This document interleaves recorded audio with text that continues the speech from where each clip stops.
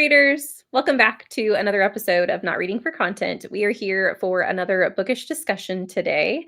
And with the wintry season right around the corner, we are going to be providing you guys with some book recommendations with a winter setting. So we each have 3 recommendations for you, and we're going to start off with Leandra. What is your first recommendation? Yes, my first recommendation is going to be the one with the most recent publication date and also the most recent setting as far as time and place. I am recommending A Solitude of Wolverines by Alice Henderson. This is the first book in the Alex Carter series. It is full of suspense.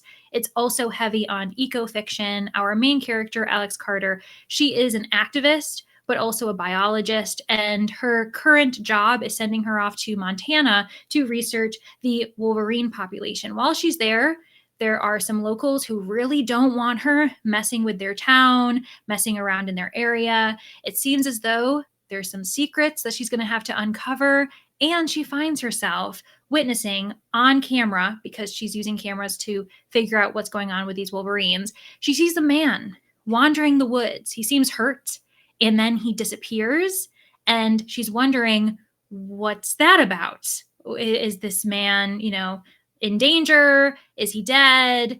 Do I have an obligation to try to find him? Meanwhile, again, we've got unrest with the local population and the fact that a lot of them want to take advantage of the land that has been reserved for wolverines and other wildlife. And the series is great. I really enjoy the suspenseful action that is throughout this book, especially the winter setting. It's very heavy. So if you are someone who really loves a winter setting, an enclosed kind of setting where she is isolated on this mountain and she is feeling the effects of the winter outside, the cold temperatures, and the dangers that come with cold temperatures as well for us as humans. And, of course, the danger of fellow humans that may be on the mountain and shouldn't be. But it's a really fun series. I know the first 2 books are set in wintry places. The second book is called A Blizzard of Polar Bears, and that one is set in Canada, if memory serves, but not all of them are set in winter. I know that the third book and so on go into warmer climates, but if you're looking for a winter book,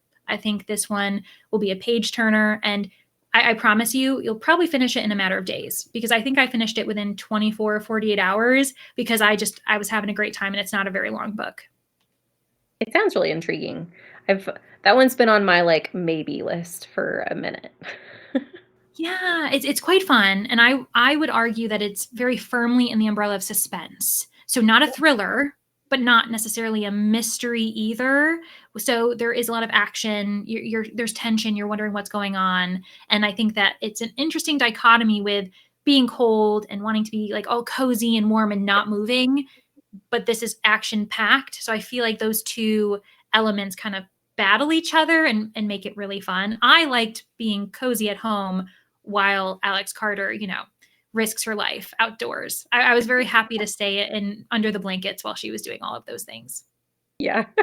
Immersively read while also being in the comfort of your own home. Exactly. Like I was living vicariously through her while every second thinking, thank gosh, I'm not her. Thank goodness I'm not her. But what's your first recommendation, Danny? My first recommendation is a series that I have dearly loved, and I'm going to recommend the first in the series as well, and that is Emily Wilde's Encyclopedia of Fairies by Heather Fawcett. A lot of people, when they think of this series, don't think of a wintry setting, and not all of it is set in winter, but the first book is. We have Emily Wilde, who is a scientist, and she lives in a world where the Fae exist, and there are a multitude of different Faes that are within the world in different locations, and within their locations, they have different cultures. Each one is a little trickstery in their own ways. And so Emily has taken it upon herself to create an encyclopedia to help people understand the Fae and maybe not get in as much danger around them as people have been in the past. And she ventures to this very, very cold climate by herself. So she thinks at first to study the group of Fae that has not been studied before. And she's very much seen as a cold individual, to kind of tie back into the winter setting. She's not a very personable human being. She does not enjoy being in other people's company. She really likes her work. But her colleague, Wendell, is the life of the party. He's very charismatic, and he ends up coming along with her, and she does not expect that. And so you also get to learn about their relationship. There's some oddities with him that you learn throughout the series. It's very fun. There is a slight romance, but I would say that it's very much, it takes a backseat to the rest of the stories. So this is definitely one I would recommend. I fully support the recommendation, and the books get like better and better. Like by the final book, Danny and I are in agreement. It's the best book in the series, although all three are wonderful. And I'm glad that you mentioned that it's really the first book that is set in this winter landscape, because I've seen other people in the past who've loved book one, but thought, oh, I better wait and save book two for next winter because I don't have time to, read it before it suddenly gets warm out. And that's certainly not the case for book two. But yeah, so exciting, and definitely an author I want to keep trying, by the way, but fully support it. It's a good one. What's your second rec? My second rec, we're going a little bit further back in time. If you're, picking up a trend, then you know what's going to happen with the third book, but I don't want to get ahead of myself. The second book that I'm going to be recommending with a winter setting, I would say, is one that is the least wintry as far as its impact on the plot, on the characters' actions, their environment, but it's still a really lovely book, and it is technically set in midwinter. That is The Conjure Man Dies by Rudolph Fisher. This is a Harlem Renaissance author, and he wrote a few books. Not all of them were mysteries, but this one is deemed a bit hard-boiled film noir in that way. And Rudolph Fisher, he has been said to have been the first author to write a Black detective, which is very exciting. So if people want to experience that, this is the book to start with. And the detective is actually part of the police department in Harlem, one of the first Black police detectives in New York, Perry Dart. And he has an assistant. So we have a bit of an investigative duo going on, a physician, John Archer. So we have some brain and brawn going on too, these two characters being very different, but both are Black characters trying to figure out what ended up happening to this conjure man, Ngana Frimbo. He dies under mysterious circumstances. His waiting room is filled with clients. One of them must be the killer, and we've got to figure out what happens. But the reason why I'm arguing that this is a great winter setting book is because of its opening lines, which I will quickly read aloud. Encountering the bright lighted gaiety of Harlem's 7th Avenue, the frigid midwinter night seemed to relent a little.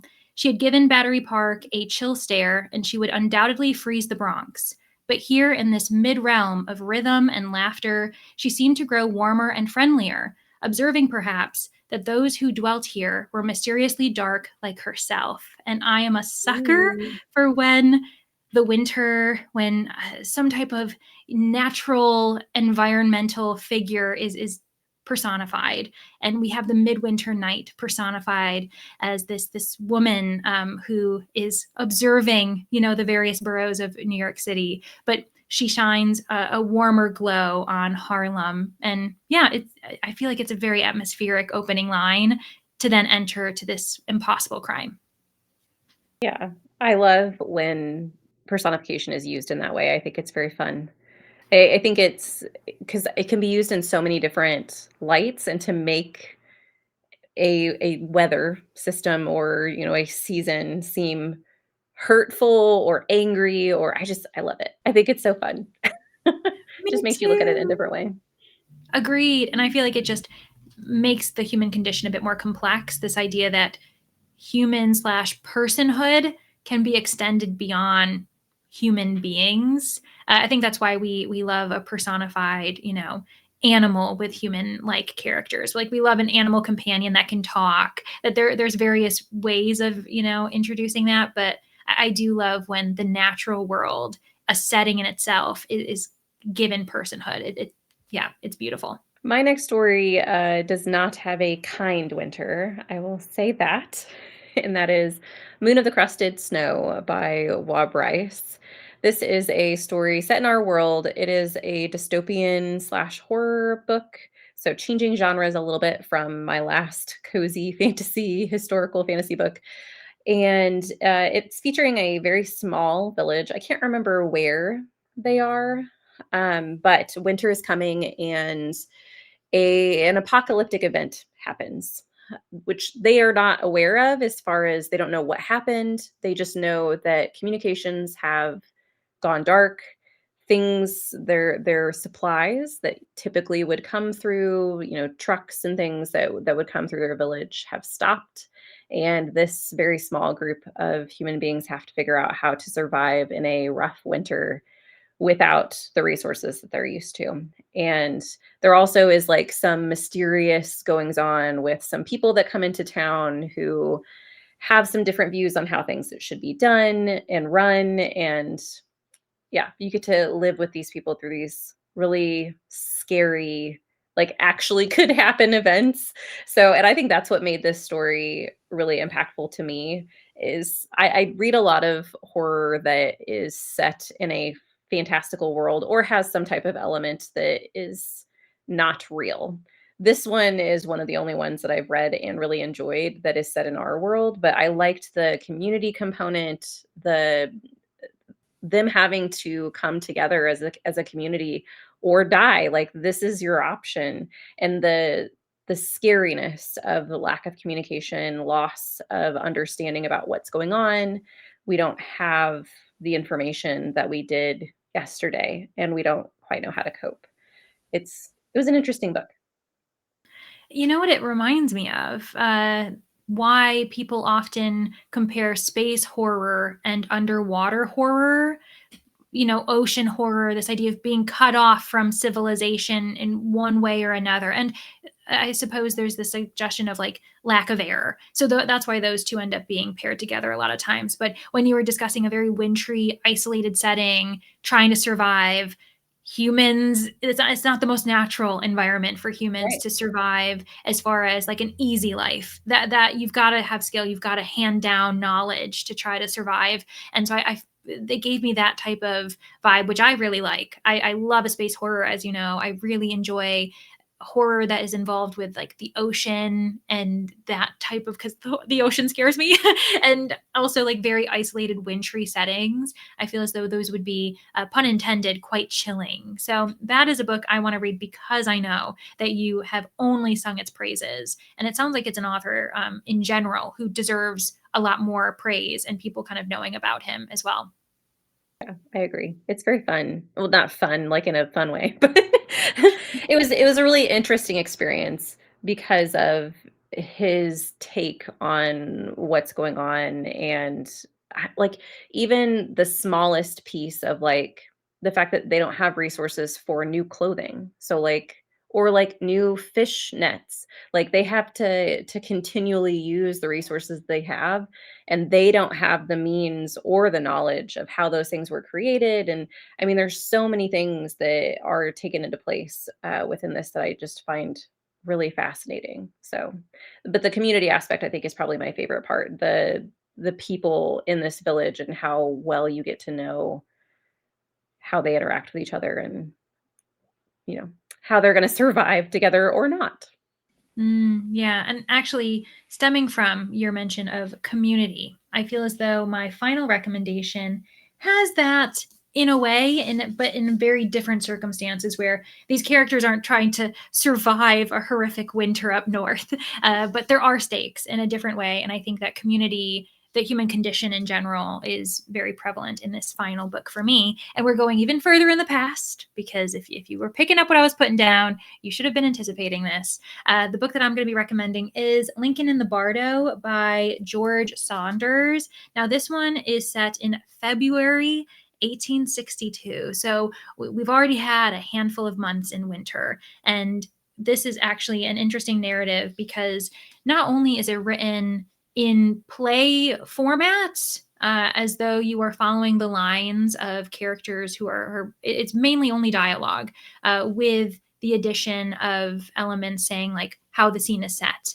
And I think that makes it a much faster read than people expect, but it also can be a bit jarring because you have to know who's saying what. And then once you get into the flow, it flies. I haven't read this audibly, so I will say that it might be a hard audio listen because it's truly a play on paper, the way that it's designed. But synopsis, the main point of the story is that Abraham Lincoln, he has just said goodbye to his son. His son ended up dying, and this is all historically factual. He did end up burying his son in February 1862. And the characters that we're following are the ghosts in the graveyard that witnessed this event and now have to welcome this little boy to their ranks, to their, their own stories. We end up learning about each ghost and why they haven't found rest, because they're also trying to encourage the boy to move on, and he isn't, and that is concerning. They know that it is best for him to move on wherever he's going, not to stay in the graveyard. And as the story progresses, as the night continues to get colder and carries on, and they know that time is running out, that soon he will be a spirit that remains in the graveyard with them. Stakes rise ever higher, and it's quite an emotional read. I read it years and years ago, so it's something that I need to get back to. Actually, when I was pulling this book, I was thinking, this should be a book I try to reread in 2026. I think that I would like to add it just to see if I have the same feelings as I did before. But I recommend it because I've heard from others who are far more invested and know the time period better, that George Saunders even puts in the work to include specific dialogue phrases from that decade, from the 1860s. And he clearly put a lot of investment in writing this story, and it's really thought-provoking and emotional, because these ghosts, the thing is they want this boy to move on, but they've all decided not to themselves, and you have to unpack every character's reason for staying, and so they have to basically reopen wounds and acknowledge that they've been hurt, or that they have trauma or anger that has just been left to fester. And so it's really interesting once you get to know all the characters and their motivations. Very lyrical, very beautiful. Highly recommend physically reading it, if anything, for those who might have a hard time listening on audio, because I just don't know how it's performed. And it truly is all dialogue, just characters talking at each other. So I don't know how it works, but it was a great read when I read it. I can tell you that I started the audio and stopped because I was very Ooh. confused. So, I don't know that all audiobooks are gonna be the same quality as the one that I ended up picking up, but yeah, I haven't given it a chance physically, but I would recommend physical as well, just because of the experience I had with the audiobook. Oh, for sure. And for those who are watching on YouTube, you might be able to see that this is the formatting of the way it's kind of set up is truly like the different lines. The Yeah. reason why it's all cut up like that is because you're following different characters who are also cutting each other off and saying, 2 words, good Lord, but they still get a line. And so I Yeah. do think that the audio would be jarring. It could be a lovely immersive experience, because it's almost like you're listening to a play performed with the text in front of you, like having, say, Twelfth Night, listening to Twelfth Night while reading the play, which I've done before, and it's wonderful. But you got to have both, or Yeah. it can be, especially without the visual, right? Yeah. Because a play without visuals, I feel like it would be quite jarring. Yeah. I agree. Well, moving on to my last recommendation. I know this is one that you plan on reading eventually, because it's an Mhm. author that you've enjoyed recently, and that is The Goblin Emperor by Catherine Addison.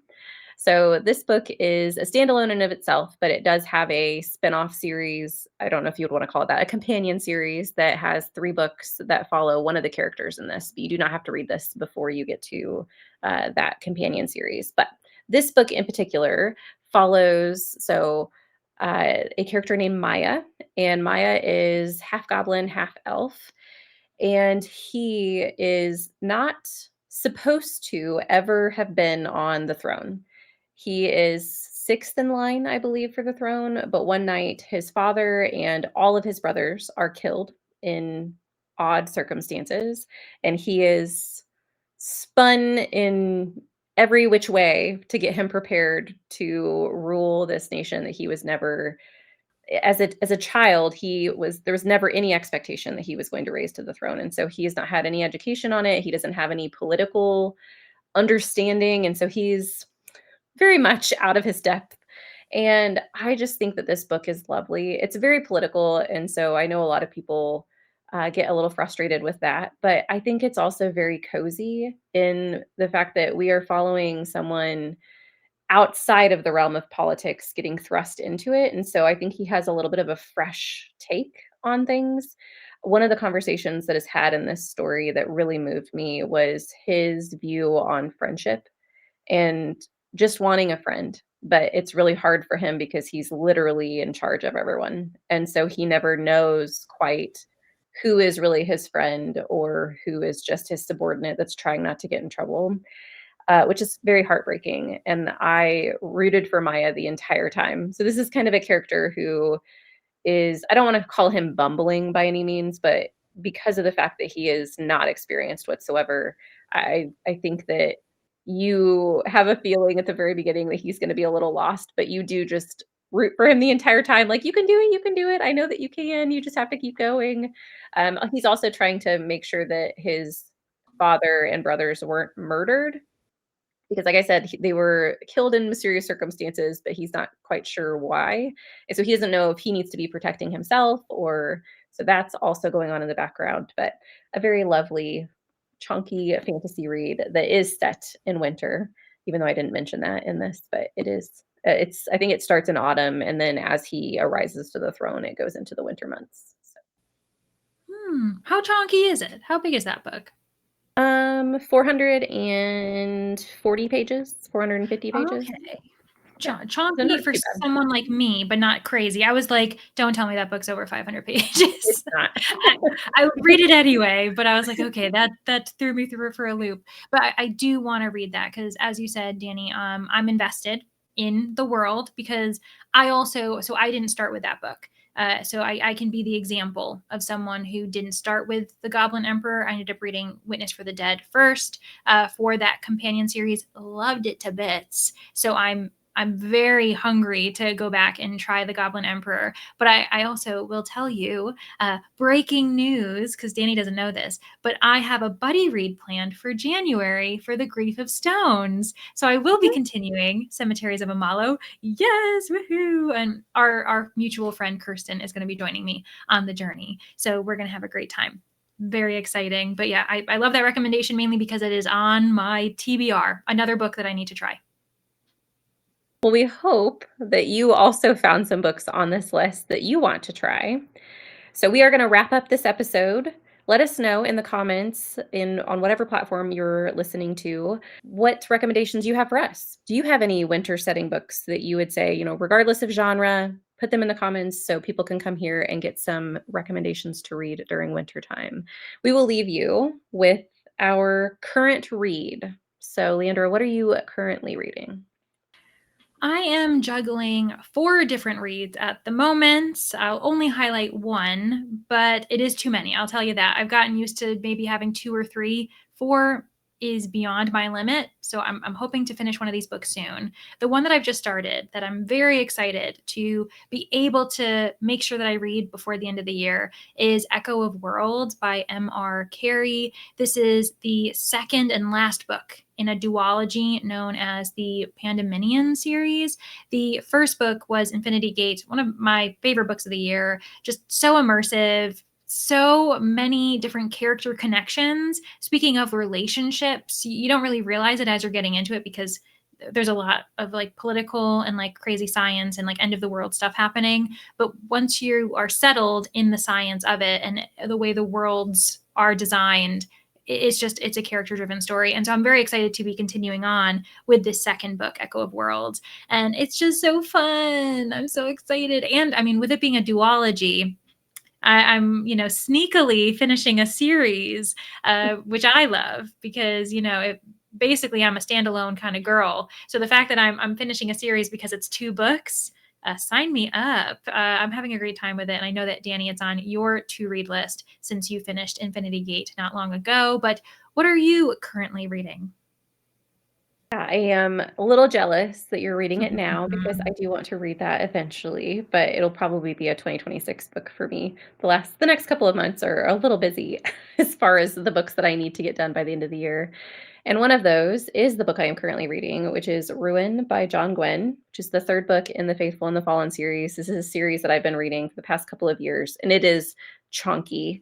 This book is 740 pages, I think, is what I looked at last. I'm currently 300 pages in, and I am really loving it. I always kind of drag my feet getting into John Gwynne's books because they are epic fantasies. They have like 70 characters, and all of them matter, and it's just a lot. But after getting into it and being in it for 300 pages and living with these characters again, I remember why I purchased the whole series because I really love it. I think it's a lot of fun, and it does have some instances of winter in it as well, or traveling around because there's a war going on essentially, and they have to travel through some terrain that's not necessarily friendly. So you do have a little bit of cold vibes in that. So perfect for this episode. Really? Yeah, and I mean, mine, Echo of Worlds, space is a pretty Yeah. cold place, so I think we did follow the theme, wintry in different ways. But once again, thank you all so much for hanging out with us as we share our wintry recommendations. We hope to see you next week with Not Reading for Content. Until then, happy reading, and we'll see you next Friday. Bye, everyone.